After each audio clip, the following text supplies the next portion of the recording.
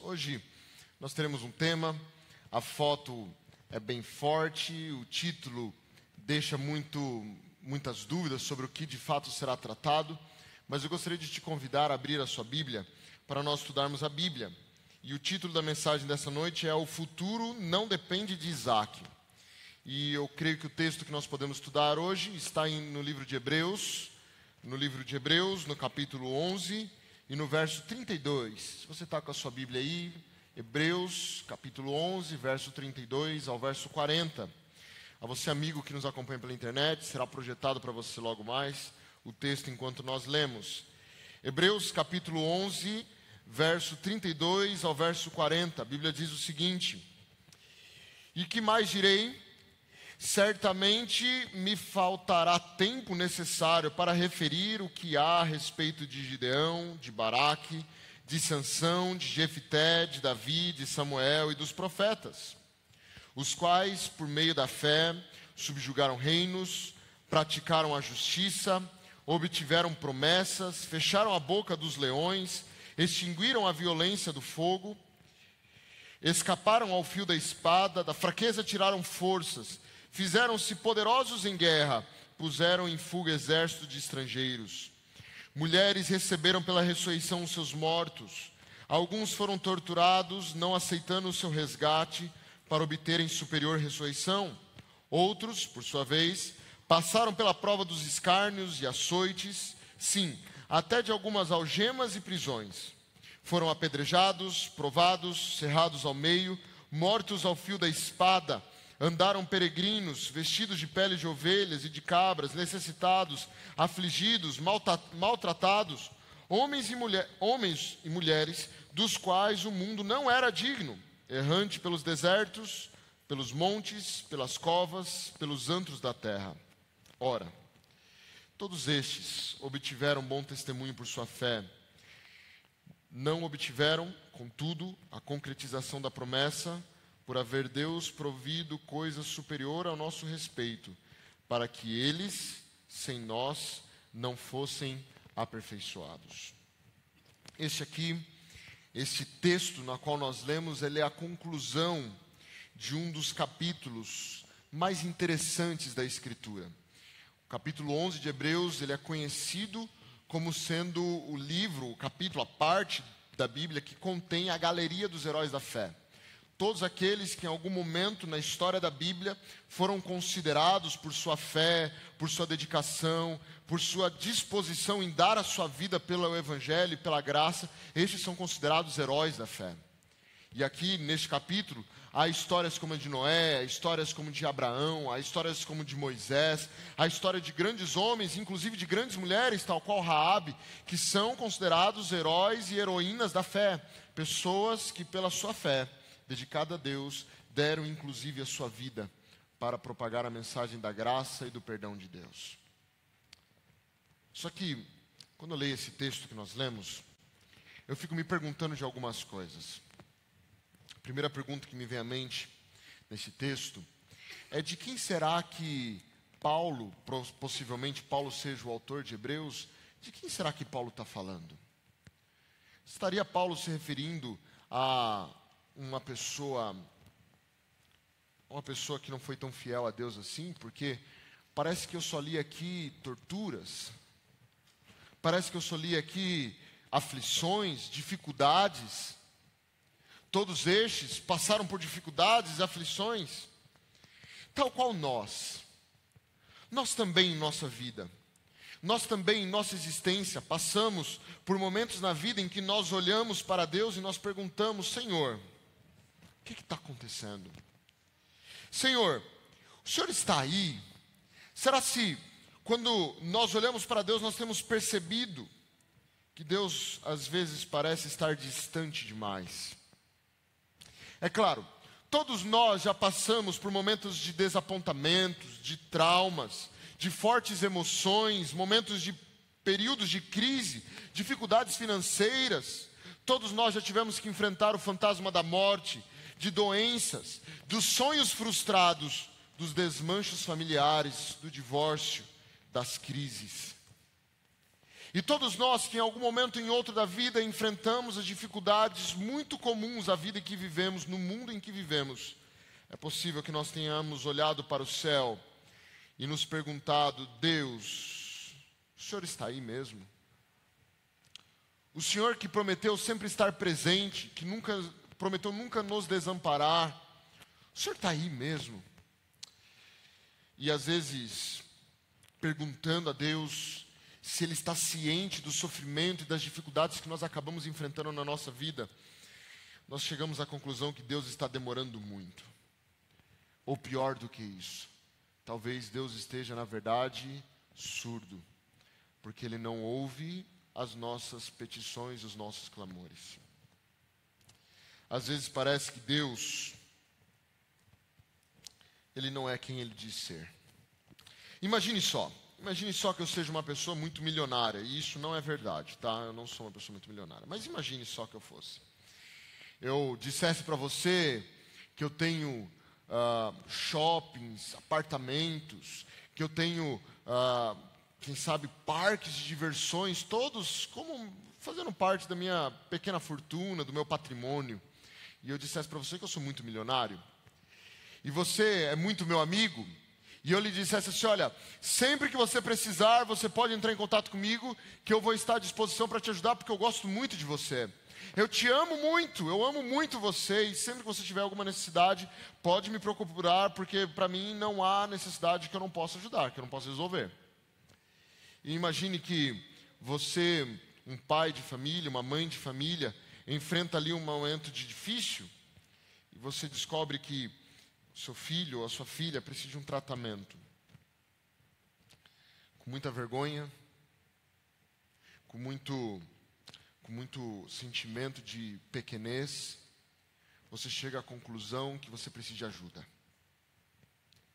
Mas você quer apenas emprestado por um tempo. Você não tem condições, precisa salvar a vida da sua filha ou do seu filho. É a única coisa que você tem, você precisa de ajuda. Então você fala assim: quem que poderia me ajudar? Com pouquinha coisa, mas só para eu conseguir fazer alguns exames necessários, dar entrada na cirurgia. Eu não tenho isso, mas se tiver alguém que possa me ajudar. E aí você se lembra que eu disse para você que eu sou muito seu amigo, que eu amo muito você, que eu me dispus a te ajudar e que eu ainda digo que sou muito milionário, tenho muito dinheiro, muitas riquezas, um patrimônio enorme. Essa é a pessoa certa. E então você começa a me ligar e eu não atendo o telefone. Quem sabe você manda mensagens no WhatsApp e eu não visualizo, né? Ou quem sabe você manda alguns e-mails e eu não respondo. O que começa a passar na sua cabeça? Das duas, uma. Ou ele não é milionário, coisa nenhuma, porque sabe que eu estou precisando de ajuda, e ele está fugindo porque ele não tem dinheiro para me emprestar ou para me arrumar. Ou ele não me ama como diz que ama. Ou ele não se interessa por mim como ele diz que se interessa. Ou ele é egoísta. Ele só pensa no seu dinheiro, no que vem a ele, mas ele não quer me ajudar. E quanto que essa ilustração tem uma série de falhas, parece que Deus é exatamente assim que faz, né? Ele é um milionário. Segundo ele mesmo, ele é cheio de todo o poder, ele governa o mundo, ele governa o universo, ele tem todo o poder em suas mãos, ele sabe todas as coisas, ele conhece tudo, ele conhece você, conhece suas necessidades, ele mesmo disse que te ama, e ele disse assim, que no momento de necessidade, pode orar a mim, pode buscar-me, pode me buscar, porque eu vou estar à disposição. E parece que nos momentos de maiores sofrimentos, lutas e crises, nós buscamos a Deus, e a única coisa que parece chegar a todos nós é que o endereço era desconhecido. Das duas, uma. Ou Deus não tem o poder que Ele diz ter, ou Ele não me ama como Ele diz amar. O que fazer? Quando enfrentamos sofrimentos em nossa vida, dos quais a gente não tem as respostas de onde é que Deus foi parar, que não está prestando atenção nesse momento. A primeira coisa que nós precisamos entender de uma vez por todas, é que todos nós vamos enfrentar sofrimentos em nossas vidas. Agostinho dizia que se você ainda não teve uma boa dor de cabeça, um bom sofrimento, fique esperto, porque ele está a caminho. Todos nós, independente de quem nós sejamos, independente das nossas crenças, independente dos nossos sonhos, independente das nossas condições financeiras, acadêmicas, independente do que for, todos nós, em um momento ou em outro da nossa vida, passaremos por momentos de crise. Alguns de nós ainda passaremos por momentos de crise a vida inteira. Todos nós. E isso tem que ficar muito claro em nossa mente, porque começou a surgir por aí uma ideia que começaram a chamar de teologia de uma tal prosperidade. Que todo aquele que tem um encontro com Cristo, que aceita a graça de Jesus, a partir desse momento não sofre. Ele tem riquezas, ele recebe bênçãos e bênçãos e bênçãos e não sofre. Acontece que isso não é bíblico, senhores e senhoras. Quando nós vamos à Escritura, nós vemos textos tal qual nós lemos. Os heróis da fé, aqueles que mantiveram fé inabalável em Deus. A descrição que é dada pelo autor de Hebreus é que eles foram apedrejados, provados, cerrados pelo meio, mortos ao fio da espada, andaram peregrinos vestidos em peles de ovelhas e de cabras, necessitados, afligidos, maltratados, homens e mulheres do qual o mundo não era digno, eram errantes pelos desertos, pelos montes, pelas covas, pelos antros da terra. Essa é a descrição que a Bíblia dá para aqueles que são considerados pela palavra de Deus como heróis da fé. Essa é a descrição que a Bíblia dá para a vida deles. Eu vejo aí pessoas como, por exemplo, o profeta Isaías foi cerrado ao meio. O apóstolo Paulo, provavelmente decapitado em Roma. O fio da espada passou mesmo. Eu vejo aqueles que eram necessitados, aqueles que foram maltratados, aqueles que foram apedrejados. Quantos personagens bíblicos vêm à nossa mente que passaram por esses tipos de sofrimentos? Eis aí um grande golpe na atual teologia da prosperidade, uma teologia capitalista, que vende a fé, que acaba colocando na boca de Deus a frase que é do diabo: tudo te darei, se prostrado me adorardes. A frase que o diabo disse, coloca na boca de Deus. A verdade é que mesmo os mais fiéis, mesmo aqueles mais comprometidos com o Evangelho, mesmo aqueles mais dedicados a Deus, vão passar por sofrimentos. Se os heróis da fé passaram por essas coisas, por que é que nós não passaríamos? Mas o que realmente incomoda não é que nós vamos passar pelo sofrimento. Isso é fácil de entender.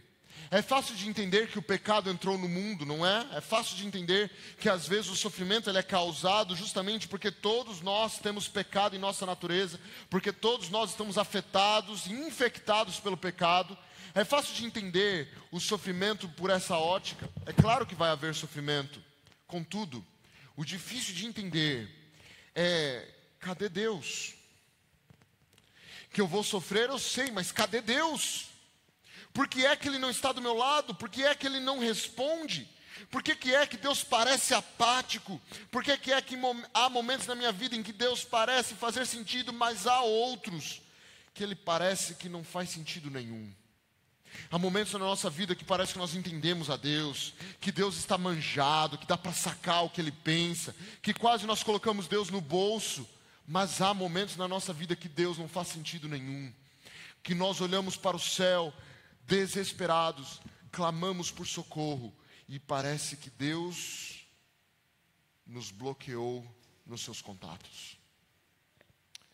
Essas perguntas que de uma forma ou outra em nossa vida nós já fizemos ou vamos fazer, são perguntas que um dos personagens da Bíblia que eu muito admiro já fizeram a Deus. Eu gostaria que nós pensássemos rapidamente num personagem bíblico que é o personagem Abraão. No início da sua história, o seu nome era Abrão. Abrão, ele tinha um relacionamento muito real com Deus. E Deus lhe fez algumas promessas. Se você for a Gênesis, e os textos que nós vamos tratar daqui para frente estão em Gênesis. Se você for a Gênesis, nós vamos começar a conhecer um pouco da história de Abrão. Primeira coisa que nós aprendemos na história dele é que Deus chama Abrão pela primeira vez e promete uma descendência. Deus chama ele. E esse relato dessa promessa está em Gênesis, no capítulo 12, verso 1 a 3. Lá há versos como que diz assim: sai da tua terra, da tua parentela, da casa do teu pai e vai para uma terra que eu vou te mostrar. E então Deus diz para ele assim: de ti, Abrão, farei uma grande nação. Você vai ser pai de uma grande nação.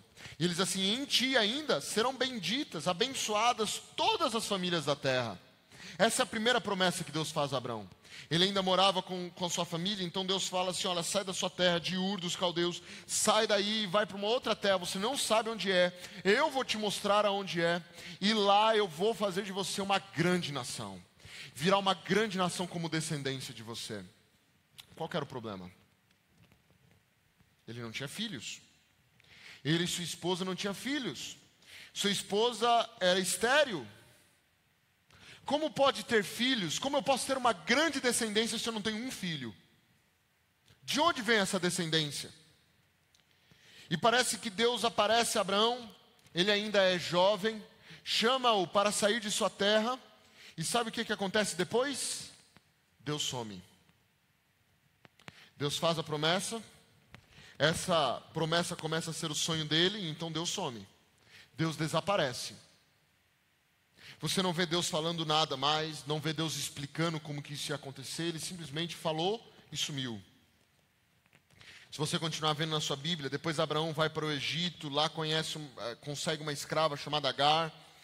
Então Abraão, ele descobre que ele e o seu sobrinho Ló não estavam conseguindo viver bem, porque ambos tinham muitas riquezas, muitos servos, muito gado, estava misturando tudo e eles resolvem se separar. Ele era jovem, sua esposa era estéril, Deus sumiu. Quem sabe ele tem orado a Deus e falado assim: Senhor, o Senhor apareceu aquele dia lá, falou comigo, eu continuei tentando, mas não está dando certo, eu ainda não tenho filhos. Mas Deus continua em silêncio. A próxima vez que o texto bíblico revela que Deus conversa com Abrão é em Gênesis, no capítulo 13, no verso 14 ao verso 18. Deus manda Abrão olhar a terra de Canaã e promete uma descendência a ele. Porque toda essa terra que vês, eu te darei a ti e a tua descendência para sempre. Farei a tua descendência como o pó da terra, de maneira que se alguém puder contar o pó da terra, então contará também a sua descendência. Olha o tipo de promessa que Deus faz para alguém cuja esposa é estéril. Olha o tipo de promessa que Deus faz para alguém que não tem filho. Olha essa terra aqui de Canaã, dá uma olhada. Está vendo esse tanto de grãos aqui de areia? Sua descendência será tão numerosa quanto os grãos de areia do deserto. Se alguém um dia conseguir contar os grãos de areia do deserto, também vai contar a sua descendência.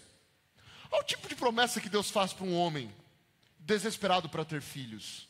Porque, diferente da nossa cultura, que você ainda vive sem filhos e não tem implicações sociais maiores, na cultura de Abrão, não. Na cultura de Abrão você tem que ter um descendente, principalmente um homem tão rico quanto ele, tem que ter um descendente, tem que ter alguém para continuar a cuidar do seu gado, da sua terra.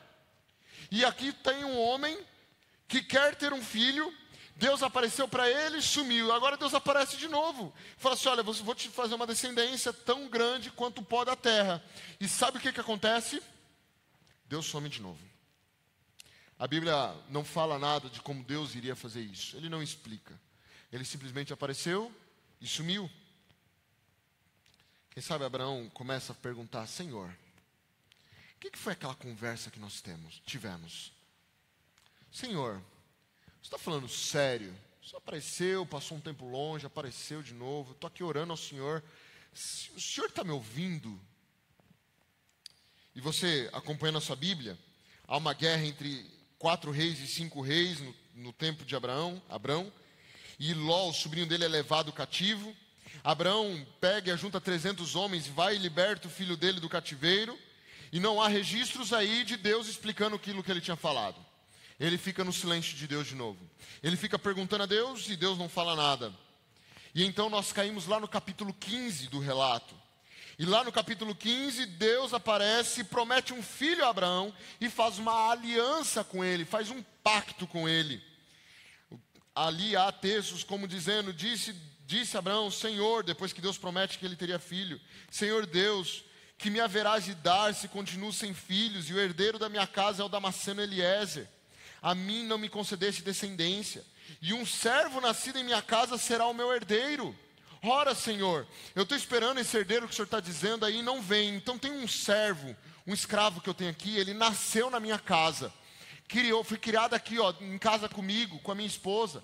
Ele vai ter que ser meu descendente. Eu não tenho filho. Ele é o menino que eu confio, é o menino que eu tenho educado. Menino bom, Senhor. O Damasceno Eliezer. Ele vai ter que ser a minha descendência. E Deus não gosta muito da ideia. Se você ler o capítulo aí, Deus vai falar, não é esse o meu plano. Meu plano é outro. Meu plano é outro. E aí então Deus fala assim, olha, Abraão, olha para os céus, conta as estrelas, se é que podes.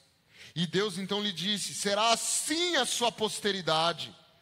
Naquele mesmo dia fez o Senhor aliança com Abraão, dizendo, a tua descendência dei esta terra. Vê se isso é tipo de promessa que você faz para um homem que não tem filhos. Deus já começou exagerando, né? Olha por todo esse deserto, tanto de grão de areia que aqui está é o tamanho da sua descendência. E eu não sei se você sabe, tem muito mais estrela do que grão de areia nos desertos dessa terra. E agora Deus fala assim para Abraão, que não morava numa cidade, que morava num deserto, que não tinha iluminação para trabalhar, que não tinha poluição. Ele fala assim, olha para o céu, imagina o céu. Conta as estrelas. O tanto de estrela que tem aí vai ser a sua descendência. Senhor, fala sério comigo. Não brinca com o meu coração, Senhor. O Senhor está fazendo essa promessa, mas o Senhor vai conseguir mesmo executar essa promessa. O Senhor está fazendo essa promessa, mas eu acho que o Senhor não está levando em consideração que o tempo está passando. O Senhor não está levando em consideração, e a Bíblia diz que Abraão, nesse relato aí, sabe quantos anos tinha? 86 anos.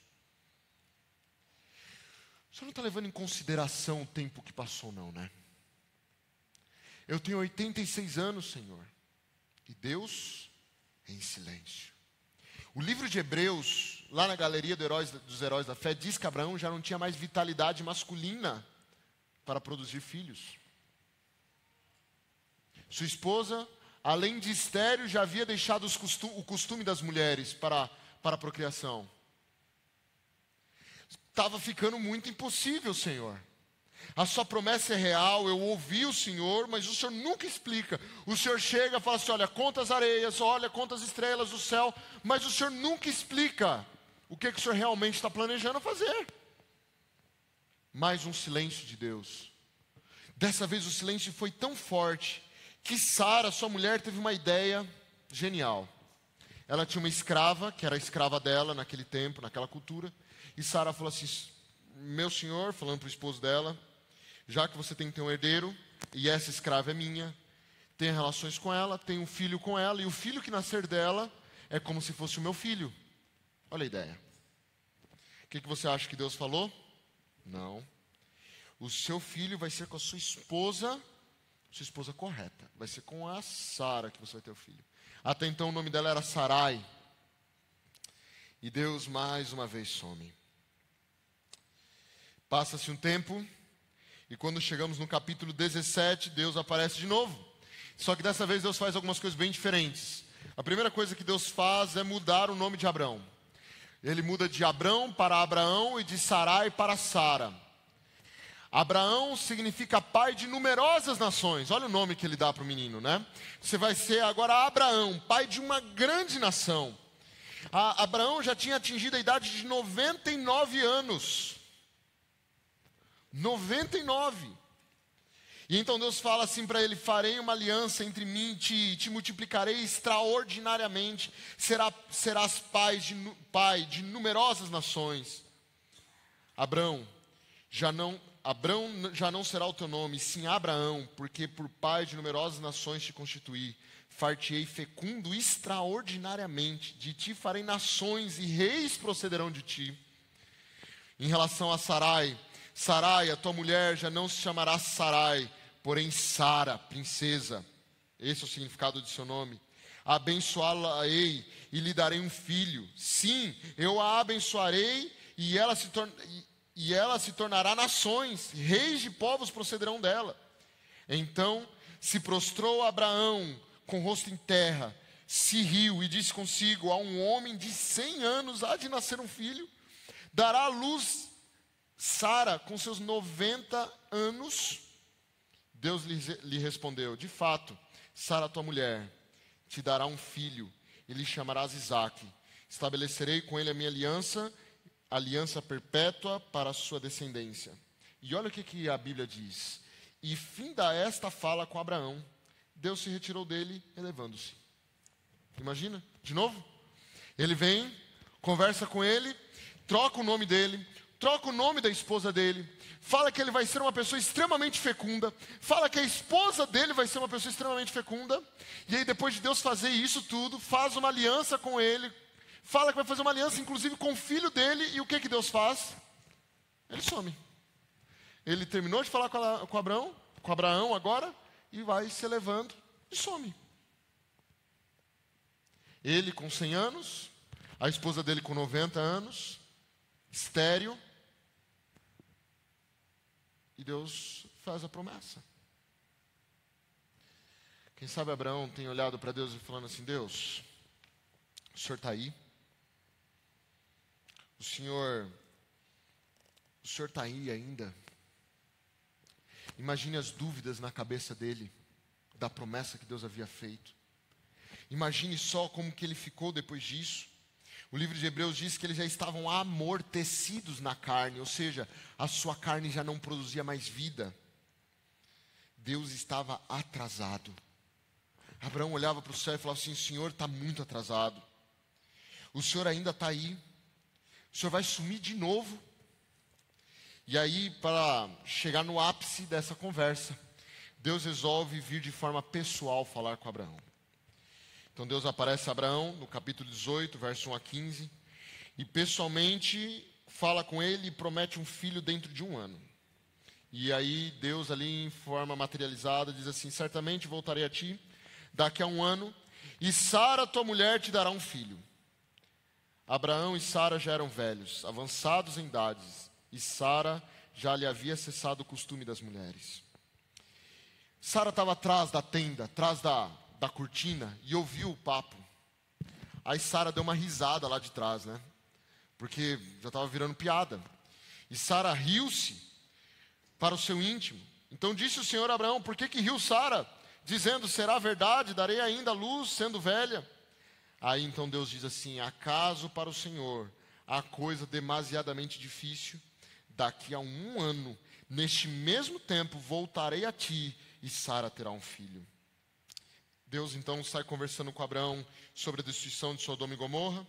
Abraão e Sara viajam para Gerar, e aquilo que já era difícil se torna impossível. Impossível do ponto de vista biológico, impossível do ponto de vista humano, impossível para qualquer lei da natureza, a lei do nascimento, da biologia, da lógica, da razão, não faz sentido. Não dá mais para ter filho, Senhor. O martelo está batido. O Senhor sumiu de novo. O Senhor vem, fala, some, promete que eu terei filhos, não dá para ter filhos, acabou por aqui, Senhor. E sabe, os extremos do ser humano são exatamente aonde Deus começa a trabalhar. Os impossíveis humanos são exatamente as ferramentas necessárias para que Deus comece a mostrar o seu poder. E a Bíblia então nos conta que, enfim, dentro de 1 ano, exatamente 1 ano, lá estava eles. Isaque nasceu. Visitou o Senhor a Sara, como lhe dissera, e o Senhor cumpriu o que havia prometido. Sara concebeu e deu à luz a um filho a Abraão, na sua velhice, no tempo determinado de que Deus lhe falara. Ao filho lhe nascer, que Sara então dera à luz, pôs a Abraão o nome de Isaque. Tinha Abraão 100 anos quando lhe nasceu Isaque, o seu filho. Deus havia aparecido quando ele tinha 99, prometeu que ele então teria um filho aos 100 anos. E aos 100 anos, Abraão tem um filho, com uma mulher de 90 anos, estéril, na menopausa.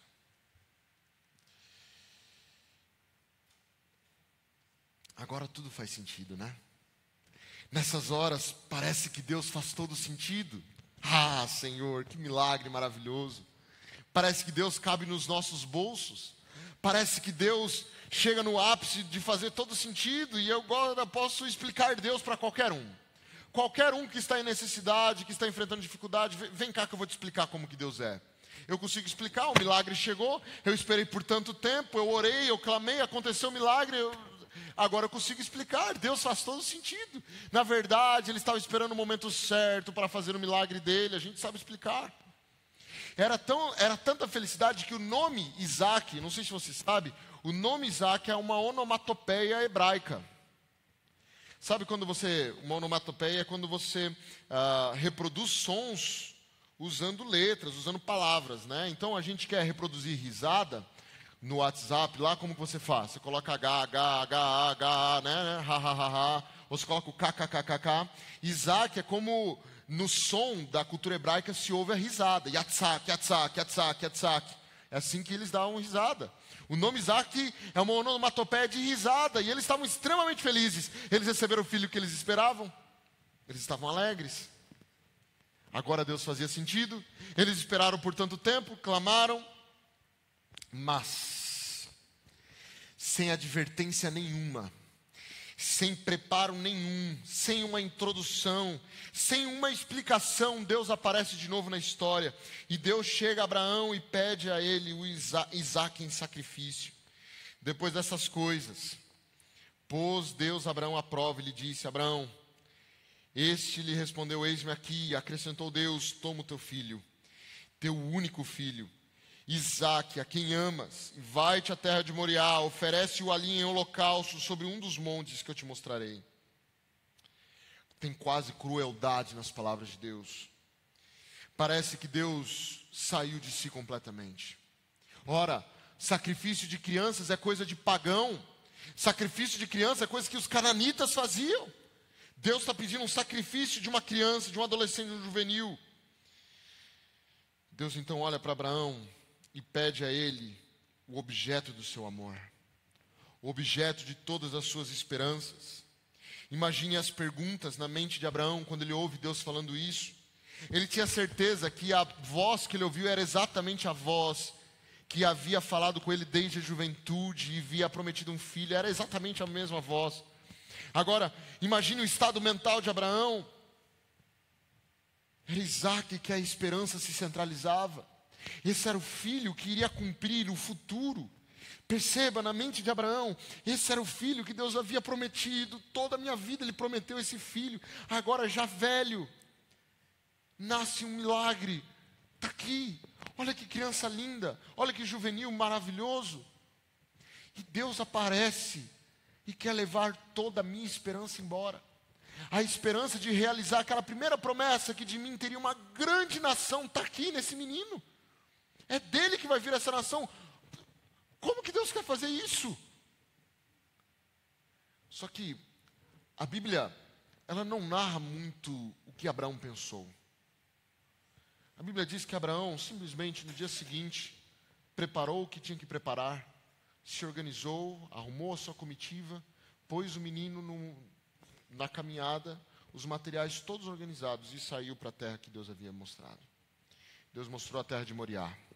Chegando no monte, a história conta que Abraão deixa os servos para trás e sobe só ele e o garoto.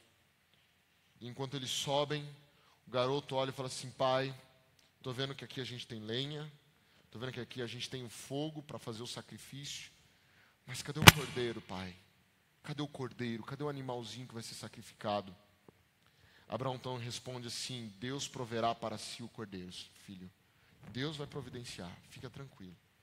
E eles chegam no alto do monte. A Bíblia diz que que Isaac era um bom garoto e não parece que houve resistência. Abraão então conversa com Isaac. Depois de um diálogo, Abraão então coloca Isaac sobre o altar. e com o garoto sobre o altar. E com o garoto ali posicionado no altar, Abraão levanta o cutelo para tirar a vida do próprio filho. Eu acho que é válido dizer que a experiência de Abraão é só de Abraão. Deus nunca pediu isso para nenhum outro pai e eu tenho certeza que Ele não está pedindo para você hoje. O que aconteceu com Abraão é um papo só de Deus e Abraão. Não meta a colher. Não tenta resolver essa história, não tenta copiar, não tenta entender. Isso é uma conversa entre Deus e Abraão. Foi do jeito deles, no relacionamento deles. E a Bíblia conta que quando Abraão estava quase tirando a vida do menino, um anjo de Deus segurou o braço de Abraão.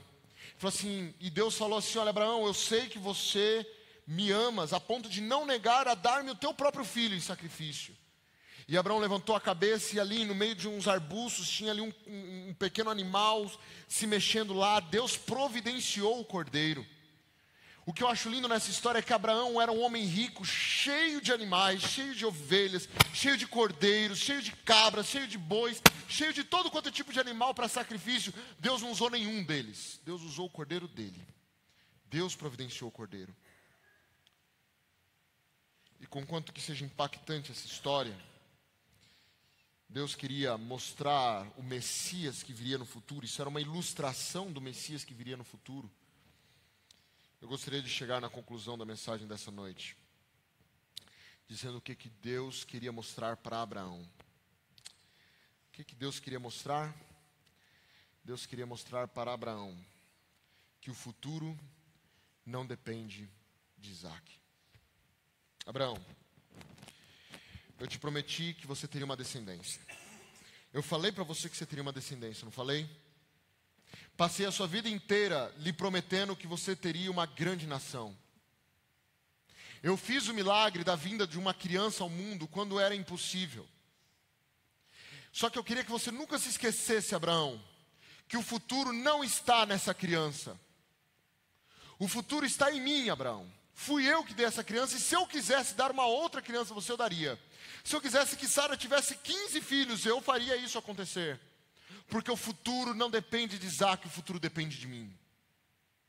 Não é em Isaac que estão as suas esperanças. As suas esperanças estão em mim. Sou eu que resolverei as incertezas e as dúvidas em relação ao futuro. O futuro não depende de Isaac, o futuro depende de Deus. Quantas lições aprendemos com isso? Qual é o seu Isaac? Seria o seu Isaac o seu trabalho, que há pouco tempo você perdeu e tem olhado para Deus e falado assim, Senhor, como que eu vou fazer para sustentar a minha família? A resposta de Deus é, o seu futuro não depende do seu Isaac. Eu provarei, eu irei providenciar. Quem sabe o seu futuro é o seu dinheiro. Numa negociação você perdeu muito dinheiro. O que Deus está dizendo é que o seu futuro não depende do seu dinheiro. Quem sabe o seu futuro seja um filho. Você tem depositado todas as esperanças num filho. Quem sabe numa pessoa que você ama, que a morte levou. Quem sabe o cargo na tua empresa, um sonho desfeito. Entenda, querido amigo, querido irmão que está aqui conosco, o futuro não depende dessas coisas. O futuro não depende, por mais que nós amemos e por mais importantes que de fato são. O futuro não depende dos filhos, o futuro não depende da esposa, do esposo, da família, do trabalho, das pessoas. O futuro depende de Deus. O futuro depende daquele que dá tudo a nós, é daquele que é o abençoador. O futuro não está nas mãos da bênção, o futuro está nas mãos do abençoador. Quando eu vejo, por exemplo, a história dos discípulos que pescavam lá naquele laguinho, lá no mar da Galileia, todos os dias levantavam, iam pescar, trazer o mantimento para casa. Eles criam de verdade que o futuro dos seus filhos e da sua família estava dependente daquele mantimento que eles levavam para casa. Então, Cristo Jesus aparece e eles não conhecem muito bem quem é Jesus. Jesus começa a pregar ali na praia, pede para eles um espaço dentro do barco. Jesus fica no barco, meio dentro da água, e todas as pessoas na praia, e Jesus prega para as pessoas. E isso impacta tanto eles, que quando chega o momento certo, Jesus olha para eles e fala assim, olha, vamos voltar para dentro da água para pescar. Eles haviam passado a noite inteira pescando, que é o melhor horário para pescar naquele lago, e não tinham pego um peixe. Os melhores pescadores da região. Vão voltar para pescar? Com relutância eles voltam. Quando chegam dentro do lago, quando eles jogam as redes, a Bíblia diz que eram tantos peixes, que quase as redes se rasgavam. Eram tantos peixes que quase não cabia de tanto peixe dentro do barco. Eles chamam então o seu irmão, vem João, vem os outros, tragam outros barcos. E começam a encher barcos e barcos e barcos. Era peixe demais, os barcos já estavam afundando de tanto peixe. Que pesca é essa? E quando terminou os barcos, que eles voltaram para a praia, os barcos ali abarrotados de peixe. Imagine só se eles vendessem todos esses peixes. Eles nunca mais teriam dificuldades financeiras. Eles seriam mantimento para sua família por longos anos. Então Jesus olha para eles e fala assim: venham comigo, me sigam e eu vou fazer vocês virarem pescadores de homens. A maior pesca que o Mar da Galileia já conheceu não foi usada. Por quê? Porque a grande pesca foi uma bênção. Mas eles não estavam só interessados nas bênçãos. Eles estavam interessados no abençoador. Talvez Deus faça alguns silêncios para a gente em relação às nossas crises e sofrimentos, porque talvez nós ainda não estamos prontos para entender algumas coisas. Talvez no futuro nós entendamos muitas coisas. Alguns anos atrás, e com isso eu encerro, eu fui ao Paraná visitar a família. Meu irmão mora lá, minha cunhada e a minha sobrinha moram lá. Eu me lembro que eu fui visitá-los. Estava de férias, o meu irmão tinha que ir trabalhar. E ele falou assim: Ricardo, tem que trabalhar, mas hoje é o dia de dar as vacinas na bebê, na Rebeca. Você leva a Fabiane para as vacinas hoje para mim, por favor? Bom, beleza, sem problema. Deixou o carro aí, vai de moto para o trabalho, deixa o carro aí, eu levo ela para tomar as vacinas, sem problema nenhum. Olha a cabeça do menino, né? Fomos dar as vacinas na criança. Eram aquelas que doíam muito, você sabe. E então, eu e a Fabiane, a bebezinha, chegamos, bem pequenininha, chegamos no local das vacinas, né, no local de vacinação. Entramos, e aí então ela falou assim: Ricardo, eu acho que eu não vou ter coragem de segurar ela, eu não vou conseguir segurar ela. Você segura para mim? Mirim do jeito que eu sou, não sabia o que estava por vir, falei: seguro, pode deixar, fica tranquila. E então, eu segurei ela nos meus braços, ela bem pequenininha, segurei direitinho. Aí então, a enfermeira começou a preparar as vacinas que iam ser injetadas nas perninhas. E eu tô aqui segurando a bebezinha, tranquilo da vida, né? E aí, quando ela foi chegando, ela falou assim: segura firme a perninha dela para ela não se debater e machucar ela. Segura bem firme. Eu segurei firme a perninha dela e tô tranquilo, a bebê dormindo aqui no meu colo. E então vem a primeira injeção. Ninguém me disse que aquelas injeções doeriam demais. E a bebê começou a chorar desesperadamente. Eu olhei para trás, a mãe dela já estava atrás chorando. E eu ali segurando a bebê, chorando, desesperada. E a enfermeira falando: segura firme. Não solta. E ela deu a primeira injeção, deu a segunda e deu a terceira. Todas elas doíam muito. E a bebê extremamente chorando ali por causa da injeção, e eu segurando a criancinha e tal, e depois da injeção ela vai, aplica algumas coisas, remedinho para não doer tanto e tal, e a bebê chorando. E aí eu confesso que até eu, veio uma lagrimazinha na ponta dos olhos, aquele sentimento assim de desespero. E quem sabe a bebê, imaginando, pensasse assim: tio, por que você está fazendo isso comigo? Quem sabe ela ali de olhos fechados, começasse com o choro dela tentando gritar: mãe, a senhora não vai fazer nada? Você vai ficar olhando eles fazerem isso comigo e você não vai fazer nada? Sabia que está doendo? Sabia que a dor é quase insuportável? Está todo mundo aqui me segurando, o meu tio me segurando, você passiva, a outra moça aí me furando, fazendo doer, e você não vai fazer nada. Imagine só eu tentando naquele momento explicar: não, Rebeca, é para o seu bem. Será que ela ia entender? Eu tenho a impressão que às vezes é isso que acontece conosco. Alguns tipos de dores na vida que são necessários para amadurecermos, para entendermos, para compreendermos, para podermos nos aproximar mais das pessoas e mais de Deus, talvez sejam muito necessários. E Deus ali, com muitas dores, Ele está nos guiando, está do nosso lado, mas chega um momento que você precisa, que eu e você precisamos passar por alguns momentos de tribulação. E a gente talvez não entenda. Da mesma forma que Abraão não entendeu muitas coisas. Mas era necessário. Era necessário para nos preservar de coisas piores. Era necessário para nos aproximar mais dele. Era necessário para nos aproximar mais das pessoas. Mas talvez a melhor explicação para aquele momento fosse o silêncio. É por isso que nós não podemos nos esquecer que o futuro não depende dos nossos Isaques. O futuro depende de Deus.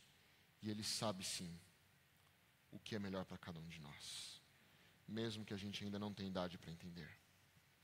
Eu quero orar com você, clamando a Deus que Ele possa trazer conforto aos corações que sofrem, conforto àqueles que têm clamado a Deus por soluções, para que nós possamos ir para nossas casas, para as nossas casas, conscientes de que Deus está ao nosso lado, que nenhum dos nossos Isaques vão resolver, mas que nós temos um Deus que se importa e se interessa por cada um de nós. Oremos. Querido Deus, nós te agradecemos muito, Senhor, porque nesta noite de domingo nós temos a certeza de que nós não estamos sozinhos neste mundo. A despeito de, às vezes, parecer que os nossos Isaques estejam demorando, a despeito de, às vezes, parece que nós tenhamos perdido aqueles a quem nós colocávamos toda a nossa esperança, aquelas coisas das quais nós confiávamos plenamente, e em meio aos sofrimentos, às perdas, às dores deste mundo, nós olhamos para o céu e parece que o Senhor está silencioso. Talvez o Senhor esteja cuidando de nós, nós não estamos percebendo, mas o Senhor esteja cuidando de nós e nos dizendo que o futuro não depende dos nossos Isaques. Nos ajuda a confiar, Senhor. Essa confiança, essa fé plena em Ti, mesmo em meio às dificuldades, não é natural do nosso coração pecador. Por isso pedimos que o Teu Santo Espírito implante isso em nós. Pedimos que o Teu Santo Espírito coloque em nosso coração a capacidade de entender, a capacidade de viver e de aceitar os Seus desígnios para cada um de nós. Que o Seu futuro, Pai, que o Seu sonho em relação ao nosso futuro seja o único sonho que existe em nossa vida, e que mesmo que passemos pelas dores para conhecê-lo, nós possamos permanecer firmes para desfrutar desse futuro ao lado de Cristo Jesus. Nos dê uma boa semana na Tua presença, Senhor. Nos enche com a Tua graça e com o Teu amor. É isso que nós oramos, confiantes em Jesus, e é em nome dEle que nós oramos. Amém, Senhor Deus. Amém. Deus te abençoe. Na quarta-feira nós teremos o nosso culto de quarta-feira de oração comum. No próximo sábado estaremos juntos. Você tenha uma boa semana na presença do nosso Deus.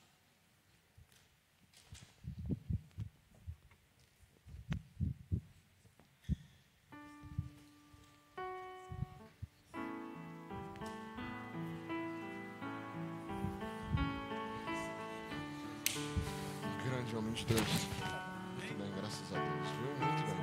Satisfação, minha querida. Um grande prazer. Que Deus abençoe a senhora. Amém. Amém. Amém. É verdade. Amém. Oi? Como assim a carne?